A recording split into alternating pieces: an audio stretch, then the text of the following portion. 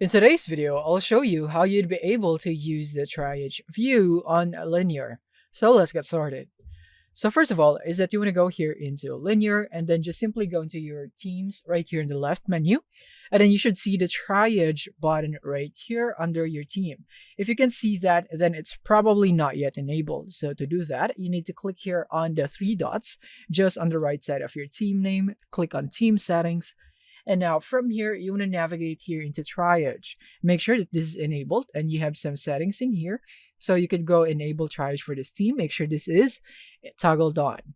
And then from there, you could also go for the other options if you'd want to.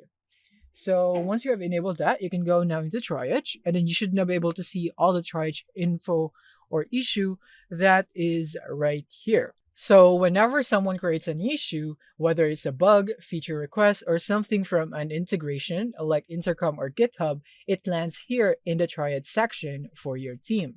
Basically, you can think of this as your first stop for incoming work before it gets prioritized, assigned, or moved to the actual backlog. Now, let's open up one of this triage in here. So let's go for this issue. I'm going to click on that.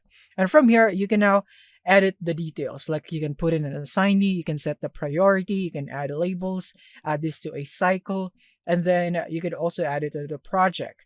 You could also add more description, edit them, or you could leave a comment and so. More importantly is that you have these buttons here in the top right. So you can accept this if you don't want to accept this issue, like you think it's valid, and then this will be moved into the backlog for processing, and it will be moved into one of your tasks. And then you can also mark this as a duplicate if you think this issue has been a duplicate already. You can click on that.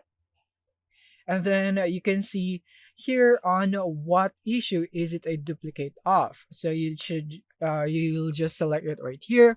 And then you could also decline if you think that this issue should not be done or should not be fixed, or it is not valid or invalid actually. So you could click here and decline. And then you could also snooze if you don't want to mind this for now, or if you just want or need to ignore this for now because you don't have enough details yet or so on, then you can just do it right here with even the custom time. So let's say that we accept that. Click here on accept, and then from here, you can now create a comment right here for accepting this issue.